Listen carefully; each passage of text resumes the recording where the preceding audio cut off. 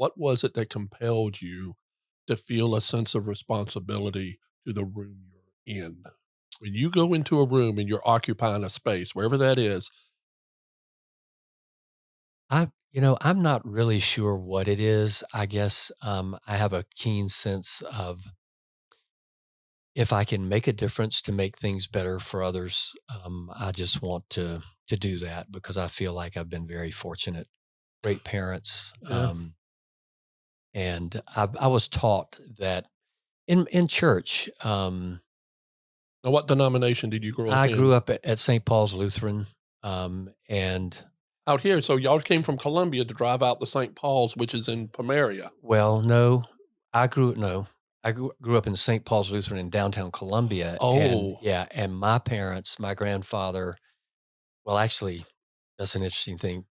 My father, my grandfather, and my great grandfather gathered the rock to build Mount Pilgrim Lutheran Church. And ah, when I prepared my father's um, obituary, I was able to do the math after looking at the church history, and my father at that time would have been 6 years old. My grandfather would have been 36, and I think my grandfather would have been in his later your great 60s. My grandfather. great-grandfather, Yeah. yeah, sorry. And so I just thought that was really interesting, and Wow. so we've had a big connection to Mount Pilgrim Lutheran Gotcha. Church, and it's still there. Yeah, Oh, we yeah, used it to go is. there. I've got a picture up. I'll show it. Um, so that was just kind of rooted in the culture of your family and Well, sense just of that responsibility. we are called to, what's the most important commandment? To love the Lord your God with all your heart, soul, mind, and strength, and love your neighbor as yourself. And so, service to others has been indoctrinated in me from church, from parents, and um, that just sense of responsibility to be of service. Yeah. So, when was it you decided to have that service be a medical professional? What triggered that? Okay. Well, I thought I wanted to be a veterinarian because I grew up showing cows and wanted to have any ticket I could find in life to get to prosperity. And an animal, a big animal like a cow, was a big ticket. And so I was in 4-H. Now you wanted to come out in prosperity because you had mentioned your grandfather had a dairy out Right. here Exactly. that I know very well. In fact, Right behind Mid Carolina High School. that's right. And in fact, I used to go there all the time to visit your grandmother because my father used to date your aunt. Correct. And so he would always go out there and visit your Lucy. grandmother. Yeah. Yeah. Yeah. Right. And yeah, so and that was a dairy there that your grandfather So had. So you I growing up. literally every summer, Mike, from the time I was 9 years old, and it's really hard to believe my mother allowed this because she grew up in Abbeville.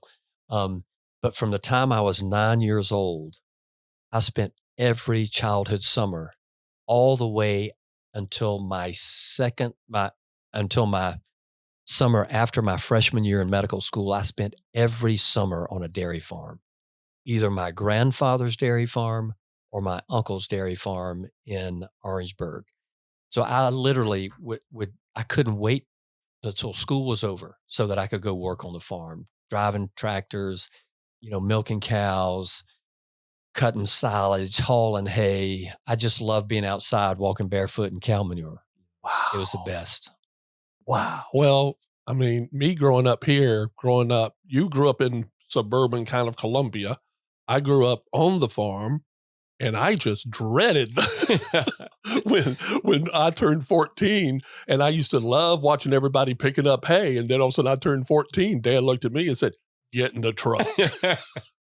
So I'm Yeah. glad you Yeah, the saw grass is always service. greener on the other side of the fence. That's right. Yeah. That's wonderful. So anyway, I grew up showing cows in 4-H, and my dad told me, he said, "Son, you're a city boy. You're not going to succeed in 4-H as a city boy." And we actually formed a dairy judging team in Richland County. Son of an FBI agent, son of a private investigator, son of an insurance agent. Myself took four, and we actually won the state dairy judging contest when we were like sophomores in high school. Wow. And we were able to go all over the United States judging cows and went to the National Dairy Show. So I thought Guernseys. Guernsey. Yeah. Well, no, this was yeah. Well, we went to the National Dairy Show. We'd have all breeds, but the bottom line is that I took that love for animals and started thinking I want to be a veterinarian. And then when my dad always told me, he said, son, you can be whatever you want to be. You just need experience in doing it and to figure out that's really what you want. So I worked for a veterinarian. And during that time, I realized I actually love their people more than their pets. And that sort of all coalesced for me at Boys State. I was at Boys State and I just, I don't know, it was kind of an epiphany time. I decided, I'm not going to go to Clemson with a plan to go into veterinary medicine. I want to be a doctor. I want to be a country doctor. So you took that sense of healing these creatures because you were engaged with that and all of a sudden realized the service was the people around you. Yeah, just felt called to do that. And then I was in med school. I was talking to someone recently about this, and I was president of student body at MUSC, and it's because of that responsibility, I got to sit next to Everett Koop, and he was a surgeon general under Yes. Reagan, Yeah. and he's a famous pediatric surgeon. And they positioned me right next door to him at this particular luncheon, and I was filling out my match form to decide what I wanted to do in my residency. And when you're in medical school, especially an allopathic medical school where we train MDs as What does that opposed mean? allopathic means where MDs are trained as Mhm. opposed to DOs, doctors of osteopathy. Those are osteopathic medical schools. And so it's funny, Mike, but it all started, the divergence happened many years ago when the allopathic medical schools believed in leeches Mm. and the osteopathic medical schools believed in manipulation, and they couldn't coalesce, and so they separated over this difference in medical. You mean like chiropractors and things like that? Exactly. Oh, Yeah. that's So why there's so such a doctors of thing. osteopathy are actually trained in OMM, which is manipulative medicine, Mhm. and thankfully the allopathic doctors stopped putting real leeches or even mechanical leeches, but the feeling was that we could, bleed the ill humors out of the body. That's right. And so the bottom line is, Everett Koop was seated next to me, and I had heard so much in this big tertiary care medical center where most allopathic medical schools are, about don't waste your life being a country doctor. You need to specialize to be somebody. And so I had drank the Kool-Aid and was honestly thinking about being a pediatric surgeon like him or a pediatric cardiologist, being a super specialist. And so I was sitting next to him and he said, young man, you're a senior in medical school? I said, yes, sir. He said, well, what do you want to do your residency in? I said, well, I always thought I wanted to go back to my granddad's hometown and be a family doctor, just kind of be a country doctor. But, the longer I've been here at MUSC, I've really decided I think I might want to be a pediatric surgeon like you. And Mike, Wow. I think about that so much because how many times do you speak to someone, especially someone that you don't really know that well, and say to them, I think I might want to be like you, that you wouldn't take that opportunity to go, you should be like me, this will be a great career. And let me tell you about all I've done in my famous career, because he had a famous one. Yeah. He was chief of surgery or pediatric surgery there at the CHOP Hospital, Children's Hospital of Pennsylvania, before he was appointed Surgeon General. Um, anyway, he said to me, I've always thought that being a rural family doctor was a very noble calling, and said nothing else. Wow. Now that is a tutor, teacher. Wow. So then, and I'll end the story here.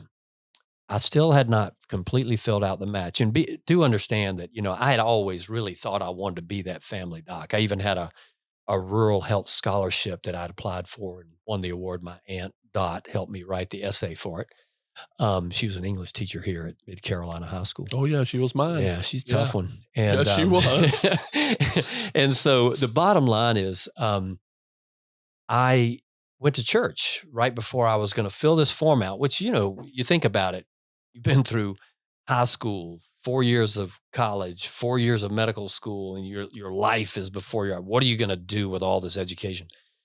And I went to church, and the minister's sermon at St. Philip's Church was on discerning God's will for your life. Wow, that's kind of a heavy topic.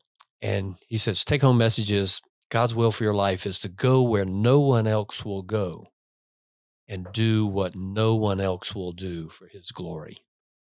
And I'm sure some of your listeners have been in church before and you've heard a sermon or someone has spoken into your life and they had no idea that you were maybe right at a certain critical point, Mhm. but it's almost as if they were used by God to To send a say something message. that Yeah. really hits. Yeah. And let me just say to Mike, the craziest thing is, so I finished my residency at UVA.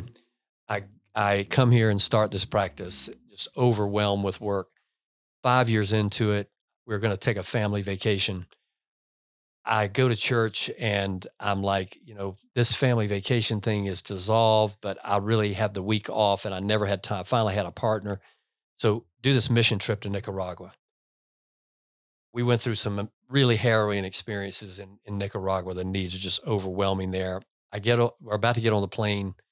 The leader of the mission says, I said, why is this lady crying that we're taking back with us? Well, they think that she has a brain tumor and there's not a CAT scan machine, the whole nation of Nicaragua. I'm thinking about her, her family's clinging to her, mama, mama. So I get on the plane. I'm really bothered by the fact that here this woman is, she's going to a place she's never been. She thinks she's dying of a brain tumor. So I talked to the head of the ministry and I said, listen, I've been thinking about this. I don't speak fluent Spanish, but I know some people who do. You and I know them. And so I said, let me take her with me. I'll get the CAT scan. I'll have her see an ophthalmologist. I know you're saying that the problem is a visual issue that they think is causing a brain tumor. I'll just take her with me. And then if you can help me get her back to Nicaragua. And I said, give me your business card. He hands me his business card. Faith and Freedom Ministries, to go where no one else will go, to do what no one else will do.